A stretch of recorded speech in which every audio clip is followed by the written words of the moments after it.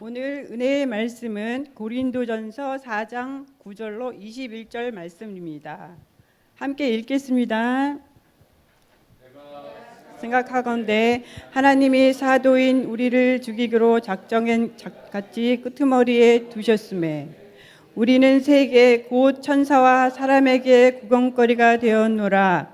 우리는 그리스도 때문에 어리석으나 너희는 그리스도 안에서 지혜롭고 우리는 약하나 너희는 강하고 너희는 존귀하나 우리는 비천하여 바로 이 시각까지 우리가 줄이고 목마르며 헐벗고 매맞으며 정처가 없고 또 수고하여 친히 손으로 일을 하며 모욕을 당한즉 축복하고 박해를 받은즉 참고 비방을 받은즉 권명하니 우리가 지금까지 세상의 더러운 것과 만물이 찌꺼기 같이 되었도다. 내가 너희를 부끄럽게 하려고 이것을 쓰는 것이 아니라 오직 너희를 내 사랑하는 자녀같이 권하려 하는 것이라. 그리스도 안에서 1만 스승이 있으되 아버지는 많지 아니하니 그리스도 예수 안에서 내가 복음으로써 너희를 낳았음이라. 그러므로 내가 너희에게 권하노니 너희는 나를 본받는 자가 되라. 이로 말미암아 내가 주 안에서 내 사랑하고 신실한 아들 디모데를 너희에게 보내었으니 그로 하여금 그리스도 예수 안에서 나의 행사 곧 내가 각처 각 교회에서 가르치는 것을 생각나게 하리라. 어떤 이들은 내가 너희에게 나아가지 아니할 것 같이 스스로 교만하여졌으나 주께서 허락하시면 내가 너희에게 속히 나아가서 교만한 자들의 말이 아니라 오직 그 능력을 알아보겠으니 하나님의 나라는 말에 있지 아니하고 오직 능력에 있음이라. 내가 무엇을 원하느냐? 내가 매를 가지고 너희에게 나아가랴. 사랑과 온유한 마음으로 나아가랴. 아멘. 하나님 말씀 여러분들이 고린도전서 4장 9절로 조금 길게 21절까지 읽었는데 매일 우리가 성경 읽지요. 어저께 저는 매체인 성경으로 성경 읽는데 어저께 매체인 성경은 민수기 32장 말씀이었습니다. 루벤 지파와 갓 지파 그리고 이제 나중에 더하면 므낫세의 반 하프 지파가 또 포함이 되는데 루벤 지파와 갓 지파의 사람들이 그 아버지들처럼 이렇게 행동을 합니다. 그들에게는 특별히 가축이 많았습니다. 루벤 지파와 갓 지파에 유난스럽게 가축이 많았던 이유, 사실 그들은 430년 애굽 생활을 하면서 출애굽을 할 때 호롤단신으로 홍해를 건넜지만 하나님이 400년 동안 종살이했던 그들에게 광야 생활을 통하여 많은 소리를 조금 만져주시죠. 집중해서 만져주시면 좋겠어요. 많은 가축을 허락하셨습니다. 미디안을 공격하여 미디안과 이스라엘이 공격한 것이 아니죠. 미디안이 쳐들어왔던 것에 미디안과의 전쟁에서 이겼을 때 하나님이 전쟁의 전리품으로 미디안의 많은 양떼와 소떼, 성경은 양 67만 5천 마리, 어마어마하죠. 67만 5천 마리, 또 소 7만 2천 마리, 소가 7만 마리, 700마리도 많은데 7만 2천 마리 전리품으로 주어서 그들은 광야에 가난한 유목민이 아니라 이들이 잘 아는 것은 430년 동안 애굽에서 벽돌 굽기로 낯선 일을 했었지만 원래부터 그들은 유목민으로 목축일을 잘하는, 그래서 루벤 지파와 갓 지파는 현실에 대한 현실을 직시하는 남다른 눈을 가지고 또 환경 적응에 탁월한 이런 아주 천 계산을 빠르게 하고 그렇게 해서 다른 지파에 비하여 받은 양떼와 소떼들을 잘 관리. 근데 이 양떼와 소떼를 이제 홍해를 요단강을 건너면 가나안 땅이 되는데, 가나안 땅에 들어가기 전에 홍해를 건너는 일도 만만치 않고, 요단 동편의 땅, 지금은 요르단의 땅입니다. 요단 동편의 땅이 목초지로서 너무 좋은 겁니다. 그래서 모세에게 나아가서 말을 합니다. 저희에게 아시다시피 양떼와 소떼가 많은데 요단강 건너가지 않고 굳이 젖과 꿀이 흐르는 땅이 아닐지라도 우리 요단 동편 길르앗 땅을 우리에게 주시면 감사하겠습니다. 그러니까 모세가 역시 눈치 빠르고 아주 현실적인 너희들 탁월한 선택을 했다, 이렇게 칭찬하는 것이 아니라 오늘 설교 본문하고 연결되는 건데요. 너희 어쩌면 너희 아버지들하고 똑같냐? 너희 아버지들이 40년 전 가나안 땅을 정탐하고 40일 만에 돌아와서 하는 말이, 너희 아버지들이 백성을 다 간담을 서늘케 위축시키고 우리는 메뚜기고 그들은 안악자손 거인들입니다. 우리가 가나안 땅에 갔다가는 완전 멸망당할 것이니 가나안 땅 가지 말고 되돌아 애굽으로 갑시다. 이렇게 말했던 10명의 루벤의 아버지 갓의 아버지를 말하면서 너희들 어쩌면 아버지하고 똑같냐? 너희들의 아버지가 그렇게 가나안 땅을 정탐하고 와서 하나님이 허락하신 가나안 땅을 악평하여 백성들을 실망시킨 것 때문에 너희 아버지와 그 세대가 다 죽기까지 40년 동안 광야에서 방황하고 여호수아와 갈렙 외에 애굽에서 나왔던 모든 사람들이 다 죽도록 하나님이 40년 동안에 허송 세월을 했던 것을 알지 못하느냐. 아버지 이야기를 꺼냈습니다. 그때 이제 루벤 갓이 압니다. 저희들이 말씀드리는 것은, 그러기에 요단강을 건너갈 때 저희들이 먼저 우리의 가축과 우리의 자녀와 아내를 위하여 장막을 짓고 우리를 만들고, 그리고 우리가 칼을 차고 무장하여 앞장서서 요단강을 건너가고 가나안 땅 정복의 일선에 서겠습니다. 가나안 정복이 다 됐다 할 때까지 우리는 돌아오지 않고 가나안 정복 최일선에서 남은 10지파의 가나안 정복의 선두가 되겠습니다.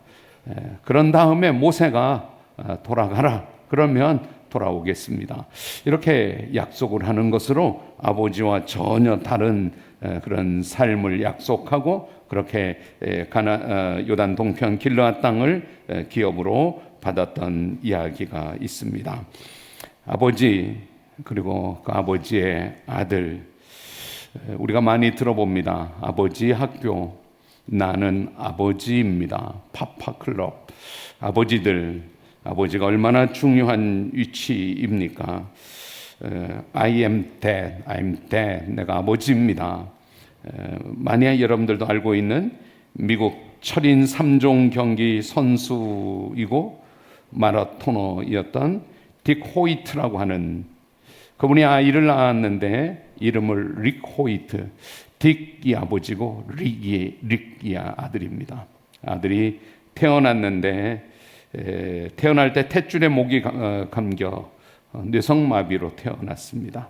의사들이 말했습니다. 이 아이가 오래 살지 못할 것이고 집으로 데려간다 그래도 좋아질 리 없으니 그냥 시설로 보내는 것이 좋겠습니다.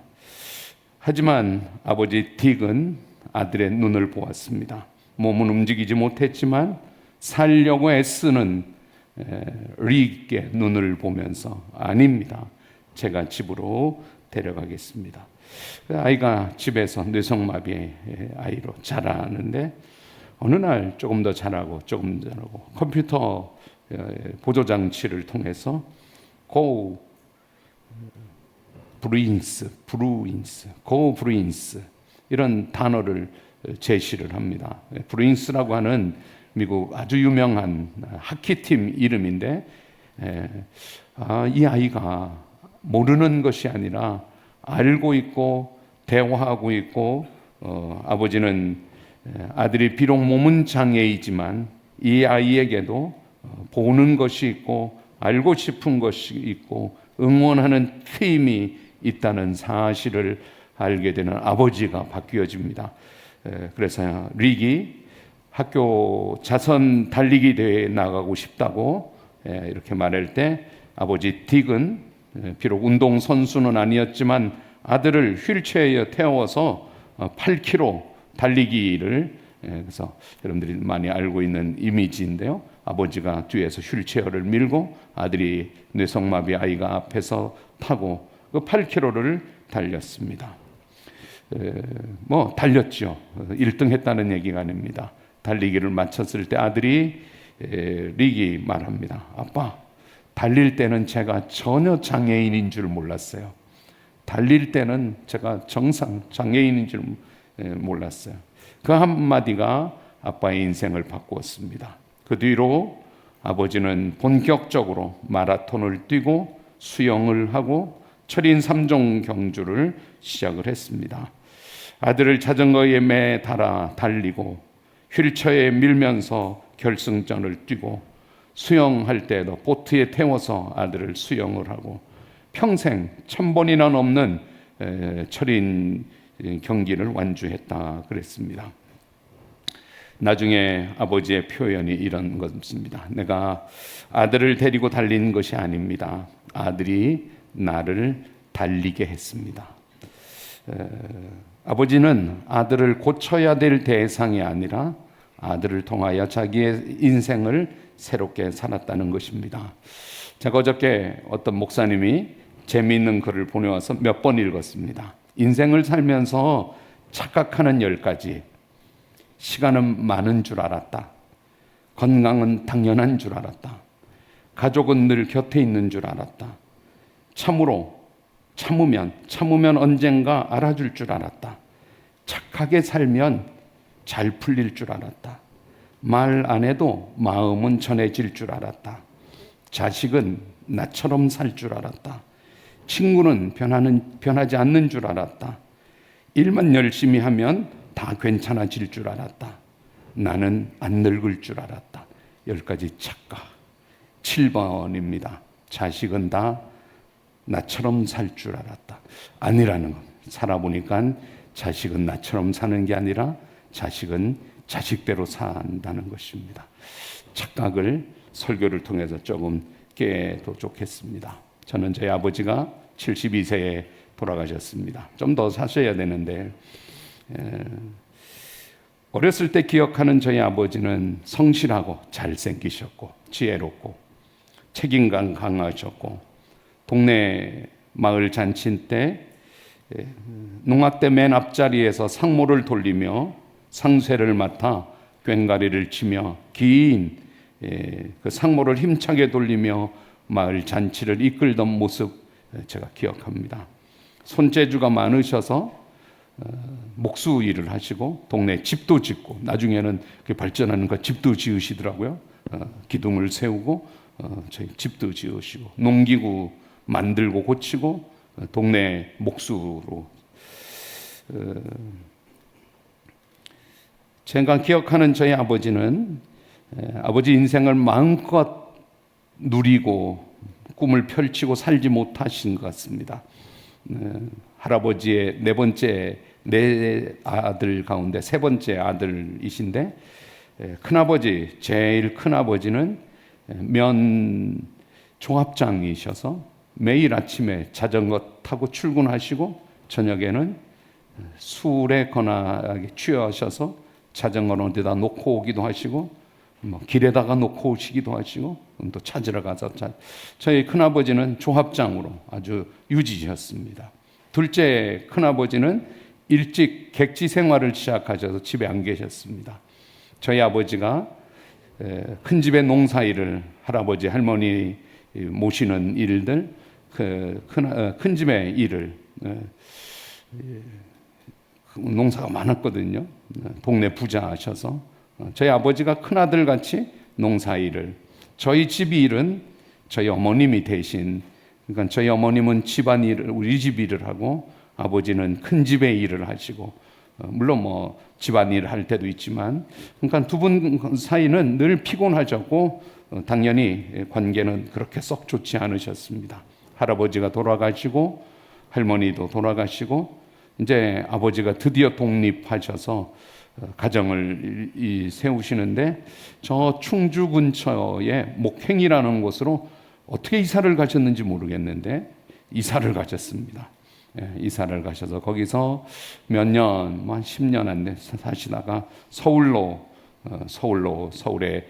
작은 누나가 서울로 오셔서 서울에 사시다가, 서울에 오셔서 막상 할 수 있는 일도 없고 길도 익혀야 되고 아는 사람도 없고 또 서울 사람들에 비하면 능력도 없으시고, 그러니 조금은 막막하고 답답하게, 대신 술을 많이 드시고 좀 인생을 약간은 이렇게 꿈 없이 살아가셨던 아버지를 기억합니다. 저도 아버지가 되고 할아버지가 되어보니 저희 아버지 인생이 좀 보입니다. 오늘 말씀 15절에 바울은 자신이 고린도 교회의 아버지라고 말하고 있습니다. 오늘 성경 소리내어서 같이 이렇게 제가 저희 아버지의 말을 하는 것을 통하여 여러분은 여러분의 아버지를 머릿속에 그림 그리시면 좋겠습니다. 15절은 우리가 다 같이 바울이 고린도 교회의 아버지인 것을 성경 읽겠습니다. 소리내어 읽겠습니다. 주보에도 제가 썼습니다. 소리내어 시작. 그리스도 안에서 일만 스승이 있으되 아버지는 많지 아니하니 그리스도 예수 안에서 내가 복음으로서 너희를 낳았음이라. 아버지는 낳아준 분입니다. 한번 여쭤보면 여러분들 아버지 없는 분 손 들어보세요.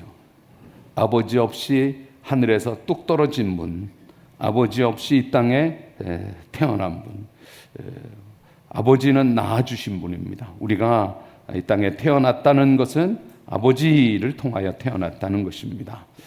고린도 교회가 생겨난 것, 태어난 것은 바울이 낳은 것입니다. 물론 바울이 결혼을 한 사람인지 독신으로 평생을 사신 것인지는 신학자들이 가설을 이야기합니다. 우리가 금요일 새벽에 고린도서 7장을 큐티하며 읽었을 때 독신으로 지내라 나와 같이, 바울은 독신이었구나. 그러면 결혼을 안 한 독신일까?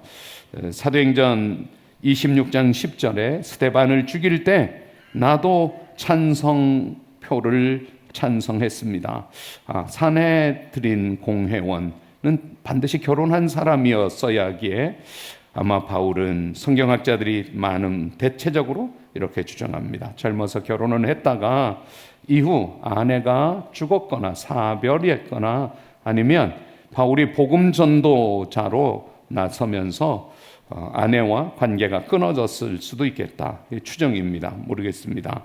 바울은 성경 여러 곳에서 아내 이야기나 가정 이야기를 하지 않습니다. 대신 복음에만 집중합니다. 아마 바울에게는 가정 이야기로 지면을 하려 하기보다는 복음에 더 충실하게 원했던 것인지도 모르겠습니다.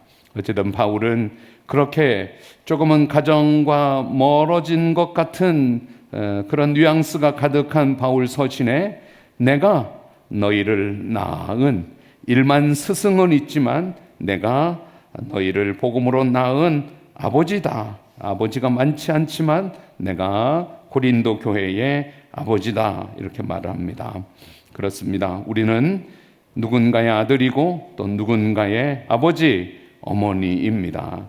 아버지의 자리, 어머니의 자리는 힘들고 부담스러운 게 맞습니다. 제가 할아버지가 되어보니 핫비의 자리는 그렇게 부담스럽지 않습니다. 오히려 재미있고 흥미롭습니다. 손주들 사랑만 해주면 됩니다. 예뻐해주고 칭찬해주고 화낼 일이 없습니다. 야단칠 일도 없습니다. 엄마 아빠가 다 할 텐데요. 그냥 사랑만 해주면 됩니다.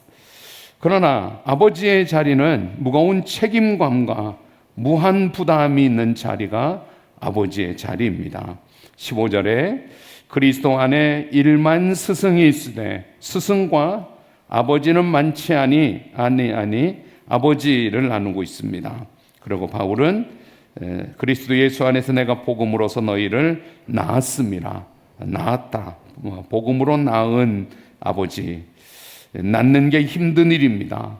바울은 집집마다 찾아가서 그 교회가 없는 고린도에 복음을 전하고 한 영혼 예수 믿도록 영접하도록, 그리고 그 영혼들을 양육하여 그렇게 세워진 교회가 고린도 교회입니다. 고린도 교회는 바울이 가기 전에 이미 세워진 교회도 아니었고 로마 교회는 그랬었죠. 고린도 교회는 바울의 낳은 교회입니다. 하나님께서 미리 예비해 놓으신 브리스길라 아굴라가 있어서 함께 동역할 수 있어서 텐트 만드는 일도, 복음을 전하고 교회를 세우는 일도 좋은 동역자가 있었죠. 그렇게 생겨난 고린도 교회 안에 그리스보가 있었고 소스데네가 있었고 디도 유스도가 있었던 것은 지난 주일날 이분들 한 명씩 잘 설명을 했습니다. 여러분들이 지금 예수를 믿고 있는 것은 여러분들을 낳아주신 분이 계십니다. 그분이 여러분들에게 복음을 전하고 예수 믿도록 성경책도 사주고 주일 예배 미리 기다리고 있다가 예배 올 수 있게, 토요일 날 내일 예배에 가는 날이라고 미리 알려도 주고 여러분들을 손잡아 이끌어 주신 한 분 한 분 우리 영적인 아버지가 있습니다. 그분들 때문에 오늘 내가 있는 것입니다. 저도 여러분들의 목사로, 여러분들의 영혼의 아버지로 제가 목요일 성경 공부를, 또 저와 같이 이미 이전에 생명의 삶 성경 공부를 통하여 여러분들 한 분 한 분이 그리스도 안에서 바르게 세워지고, 또 새벽마다 큐티 말씀을 통하여, 또 주일 예배를 통해서 금양로 기도회를 통하여 제가 여러분들을 한 분 한 분을 낳고 양육하는 아버지의 자리에서 여러분이 아프면 아파하고 여러분들이 좋아하면 자랑스러워하는, 저는 여러분의 선생이 되고 싶지 않고 아버지, 영적 아버지로서 여러분들의 아버지로 살기를 원합니다. 스승은 1만 명이나 된다 그랬습니다. 저에게도 스승들이, 많은 분들이 스승을 두고 있죠. 유치원에 가면 유치원 선생님, 초등학교 입학할 때 1학년 때 2학년 때 학년이 달라질 때마다 또 선생님, 중학교 때 선생님, 평생 잊지 못하는 고등학교 때의 선생님, 대학교에 들어가서 교수님, 시간마다 교수님들, 대학원 논문 지도를 했던 선생님, 학원에 갔을 때, 운전 배우러 갔을 때 교실에서 운전 교습을 가르쳐주고 운전대 옆에서 신호등을 지키는 것을, 운전학원의 선생님, 운동을 하면 운동 코치님, 커피를 가르쳐 주신 선생님, 요즘 제가 외국인들에게 한글을 가르치는 한국어 교원 자격증 공부하는데 8명의 교수님을 일주일 매주 8명의 교수님을 2시간씩 만나서 그들부터 1만 명의 스승이 있다는 것입니다. 길을 잃었을 때 길을 가르쳐 준 선생님, 인생을 방황할 때 방향을 정해 주신 선생님, 몸에 병들었을 때 치료해 주신 선생님, 힘들어 포기할 때 마음을 다 잡아준 선생님, 잃어버린 물건을 찾아주신 선생님, 위험한 일에 처했을 때 보호해 주시고 구원해 주신 선생님, 1만 명의 선생님, 한 분 한 분 다 중요하고 고마운 분들, 그분들 때문에 잘할 수 있었고 잘할 수 있었습니다. 낳아준 아버지는 한 분이라고, 그런데 낳아준 아버지를 오늘 성경이 말하면서 저도 여러분의 아버지가 되어 여러분의 영혼을 책임지고 보살피고 세워주고 보호하고 앞으로 나아갈 수 있도록 또 힘을 주고, 그런 목사, 그런 아버지가 되기를 원합니다. 그리고 여러분들의 영혼의 아버지가 목자님입니다. 목자님. 여러분들의 목자님은 돈 받고 일하는 관리인이 아닙니다. 여러분들의 목자님은 영혼을 위해 기도하고 초조하게 기다리며 세워주는 아버지입니다. 우리 목장 편성을 통해 부목자를 세우려고 합니다. 아버지만 있어서 힘든 것 같아서 엄마 같은 부목자님이 같이 목장에서 그래서 우리 목장을 가정교회라 그럽니다. 공동의 이익을 추구하는 회사도 아니고 같은 취미로 모인 동호회도 아닙니다. 열심히 공부하는 학교나 학원도 아니고 어려운 사람을 찾아가 도와주는 자선단체도 아닙니다. 목장은 가정교회입니다. 저를 한번 따라 하실래요? 목장은 가정교회다. 시작. 온라인에서 예배드리는 세 분은 그렇게 한번 쓰시기 바랍니다. 목장은 가족관계입니다. 가족입니다. 서로 가족입니다. 그래서 반드시 가정에서 모일 때 진가를 경험할 수 있습니다.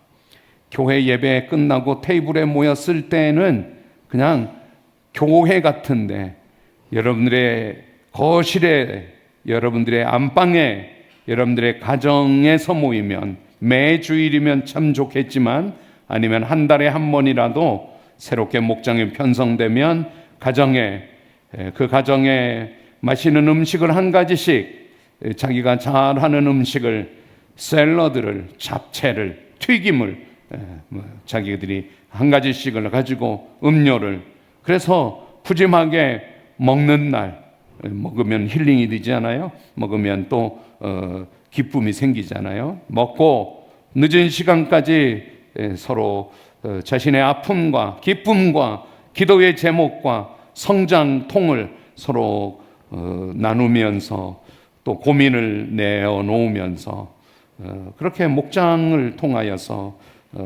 그 목장이 가정에서 모여질 때 청소도 하고, 그래서 집안 대청소로 한 번씩 정리가 되기도 하고, 목원들이 서로를 이해하고 가족이 되어서 큰형님, 큰누나, 막내 동생 서로 관계가 되어서 목장. 고린도 교회는 분쟁이 있는 교회였습니다. 그 교회가 편이 나뉘어져서 우리는 바울 편, 우리는 아볼로 편, 우리는 게바 편, 우리는 그리스도 편. 그러면서 자랑을 서로 하고 자랑을 통하여 강해지려고 했습니다. 말 잘하고 영향력 있고 지식이 많고 영적으로 높은 그런 편 나누는 교회, 고린도 교회를 향하여서 바울은 정반대의 그림을 보여줍니다. 9절, 여러분들 앞 첫 절 9절인데요.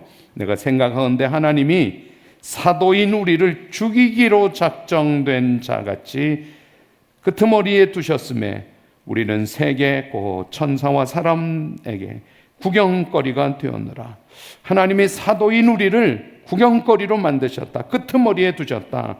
이 끄트머리는 당시 로마 시대 원형 경기장에 연극도 하고 노래도 부르고 맨 마지막 순서는 인간의 본성이 잔인하죠. 맨 마지막 아주 하이라이트 피날레 하는 마지막은 사나운 짐승들을 풀어놓고 거기에 그리스도인들을 내보내어서 그 그리스도인들이 짐승의 죽임을 당하는 장면을 보면서 혀끝을 차면서 구경하고 조롱하는 그 끄트머리에 하나님의 사도인 우리를 죽이기로 작정된 자같이 끄트머리에 이게 아버지라는 것입니다. 아버지는 모든 자식들의 헌신과 수고와 애씀을 다 영광 받으시는 것이 아니라 그 자녀들을 위하여 수고하고 끄트머리에 죽이기로 작정된 자같이 어려움을 당하면 먼저 그 어려움을 대처하는 아버지, 끄트머리에 두셨다. 복음을 전하는 아버지는 세상에 박수받는 사람이 아니라 조롱당하는 사람.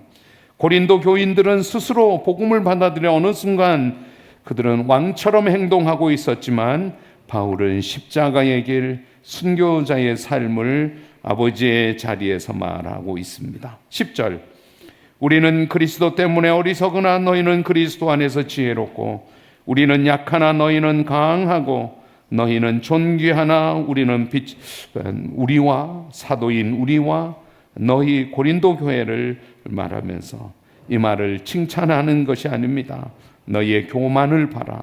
너희가 지혜로운 것은 우리가 약하고 너희를 강하게 하는 것이고, 우리가 비천해져서 너희를 존귀하게 하시는.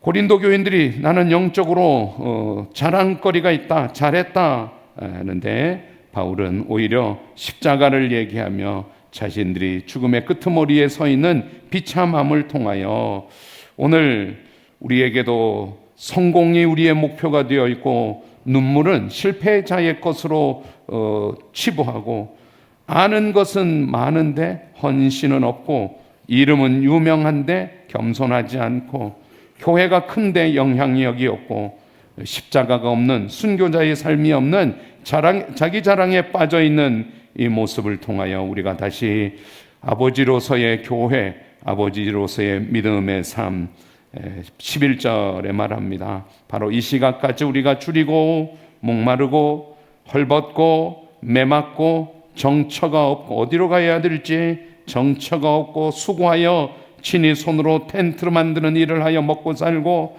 모욕을 당하지만 축복하고, 박해를 받지만 참고, 비방을 받은 즉 권면하니, 우리가 지금까지 세상의 더러운 것과 만물의 찌꺼기같이 되었노라. 교회는 그런 곳이 되어야 된다는 것입니다. 바울은 복음 전도를 직업으로 생각하지 않았습니다. 자기 전 생애를 가장 낮은 자리에 처하였을지라도 모욕을 당한 적 축복하고, 그것이 아버지 된 바울이 고린도 교회를 세울 수 있었던 것입니다. 그래서 14절도 보십시오. 내가 너희를 부끄럽게 하려고 이것을 쓰는 것이 아니라 오직 너희를 내 사랑하는 자녀같이 권하려 하는 것이다. 자녀처럼 권하려고. 사랑하면 사랑하는 자녀에게는 야단도 치지만 권면하는 것, 이것이 목자의 마음입니다. 나는 여러분이 모두 아버지가 되기를 바랍니다. 내 자식을 품에 품는 순간부터 드디어 철이 들기를 시작하는 아버지가 되어 자식을 키우면서 내 아버지의 헌신과 수고를 알게 되면서 효도를 조금 알게 되는 것. 여러분 모두가 저와 같이, 아니 여러분들의 목자님들처럼 엄마가 되고 아버지가 되기를 바랍니다. 어차피 우리는 아버지 없이 어머니 없이 이 땅에 태어나지 못했던 것처럼, 우리 다음의 영혼들도 우리가 아버지가 되고 어머니가 될 때 우리를 통하여 또 복음으로 태어나고 또 하나님의 자녀가 될 것입니다. 목자가 되고 부목자가 되어서 영혼들을 위해 헌신하고 수고하고 애쓰고 눈물을 흘릴 때 드디어 복음의 진수를 경험할 수 있고, 힘들지만 그 큰 은혜를 경험하게 되는 자리가 아버지의 자리, 목자의 자리인 것을 믿으시기를 바랍니다. 15절 다시 한 번만 읽어요. 자꾸 아는 체해서 누구를 가르치려는 스승 되지 말고, 지금 말했던 헐벗고 굶주리고 정처 없는 아버지가 돼. 나는 그런 아버지이다. 15절 시작.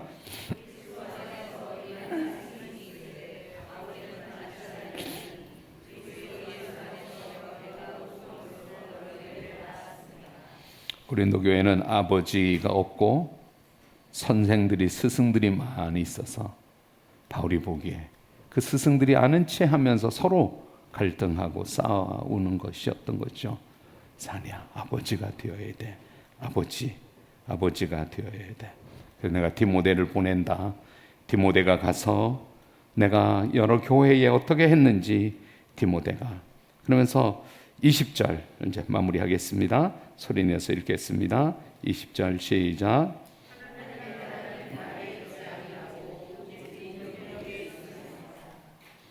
많이 아는 게 능력이 아니라 하나님의 나라는 말하는 게, 많이 알고 자랑하고 많이 아는 체하고 누굴 가르치려고 하고 스승되는 하나님의 나라는 아는 것이 능력이 아니라 하나님의 나라는 하고 싶은 것을 믿음으로 안 하고 하기 싫은 것을 믿음으로 하고, 하나님의 나라는 그런 능력 있는 것이 하나님의 나라라는 것입니다. 우리가 자랑이 많으면 교만하게 되고 겸손하면 순종할 수 있습니다. 한번 써볼까요? 자랑하면 교만하게 되고, 더 뭐 자랑하지 마세요, 이런 말은 굳이 아니지만, 겸손하면 순종할 수 있습니다. 자꾸 겸손하려고 그러면 순종하게 되는데, 우리가 자꾸 자랑하려고 그러면 교만하게 됩니다. 그래서 자꾸 지적질하고 아는 체하고 사람들한테 불편을 주죠.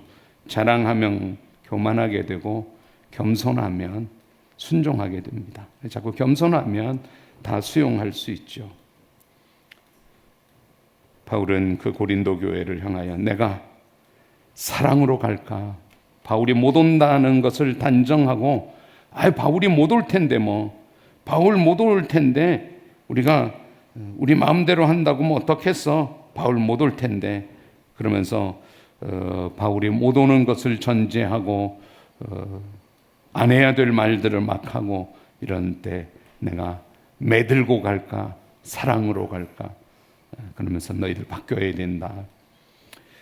우리가 이런 찬송 부르죠. 제가 한 교회에 간 적이 있는데, 그 교회가 아버지 된 목자님들의 참 헌신, 그날 마치 목자 두 분이 임명식 있는 날, 목자님들이 이렇게 앞으로 우리 목장을 맡아서 이렇게 헌신하겠습니다. 목장 이렇게 예배 순서 중에 목자 임명식을 하는데, 그러면서 그날 이 찬송을 불렀는데, 저도 많이 울면서, 저도 목사 아버지의 자리에서 우리 오늘 눈물로 하늘의 씨앗을 심는다. 꿈꿀 수 없어 무너진 가슴에 저들의 푸른 꿈 다시 돋아나도록 우리 함께 땀 흘려 소망의 길을 만든다. 내일로 가는 길을 찾지 못했던 저들 노래하며 달려갈 그 길, 그날엔 우리 보리라. 새벽 이슬 같은 저들 일어나 뜨거운 가슴 사랑의 손으로 이 땅 치유하며 행진할 때, 이 찬송 오랜만에 언제 금요 예배 때도 부를 수 있죠. 우리 오늘 눈물로 한날의 씨앗을 심는다. 이 가사 전 처음 몰랐던 찬양인데 처음 불러봤던 날 이 가사가 엄청 의미 있게, 맞아요. 나는 여러분들이 눈물로 하늘의 씨앗을 심는 아버지 목자가 여러분 인생의 목표가 될 수 있기를 바랍니다. 저는 목자는 안 할 거예요. 저 목자 시키지 마세요가 아니라, 우리가 아버지가 되지 않는 한 자식은 없는 거죠. 근데 우리가 아버지가 되면, 우리가 어머니가 되면, 결혼이 좋아서도 결혼을 하지만, 사랑해서도 결혼하지만, 아이를 낳지 않는 것, 아버지가 되고 어머니가 되어 자식을 낳을 때 그 자식을 키우면서 드디어 그 아버지의 자리에서, 어머니의 자리에서 그 생명의 가치와 이 세상을 보게 되죠.